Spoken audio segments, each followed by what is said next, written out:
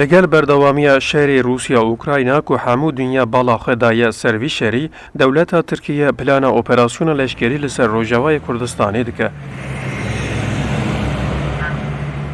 Güney sınırlarımızdaki güvenlik hattımızın eksiklerini Serokkomarê Tirkiyeyê ragihand ji sînorê xaka welatê xwe heta 80 kilometre li nav xaka Sûriyeyê operasyonekê dê bidin destpêkirin û Tel Refat û Minbîç ku di destê YPG de ye weke cî û warê operasyonan destnîşan kiribû. Lêkolînerên nêzîkî hikûmeta Tirkiyeyê armanca operasyonê weke şikestina desthilata YPG û bicihkirina koçberên Sûrî li Tirkiye de jîn destnîşan dikin. Türkiye artık Suriyelilere gidin evinize mi diyecek? Türkiye bi vê operasyonê dixwaze herêmeke ewle ava bike û nêzî 2 milyon koçberên Sûrî yên li Tirkiyeyê li van deveran bicih bike. Li gel vê YPG bo ewlehiya sînorê Tirkiyeyê gefeke mezin e û ji bo parastina xaka sînor Tirkiye dê vê operasyonê pêk bîne.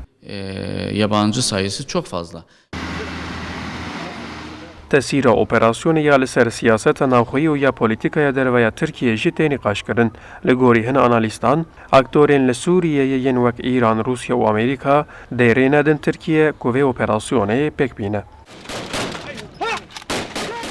Zaten son birkaç aydır Partiya Desthilat a Türkiye ji bo wergirtina dengê dengderên nijadperest û mebesta guhartina demografya Rojava pir dixwaze operasyonekî bike.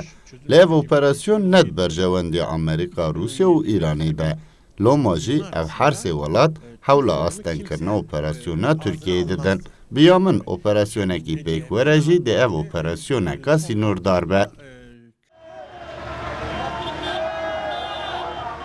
Tirkiye li gel artêşa azada Sûriyê ji sala 2016yan heta niha li dijî YPG li Rojavayê sê operasyonên mezin pêkanî û li Efrîn, Tel Abyad, Cerablusê hêzên xwe bicih kir. Tirkiye niha hewl dide bikeve Minbîç û Tel Rifat lê Amerîka û Rusya bi henceta dê bibe sedema aloziyên nû li dijî operasyona Tirkiyeyê ne. Li gorî hin zanyariyan, Rusya, İran û Sûriye hêzên xwe ser sînorê deverên ku ihtimala operasyonê lê heye bicih kiriye. Проехали, контрольную точку номер 1. Ercan Dağ, Kurdistan 24, İstanbul.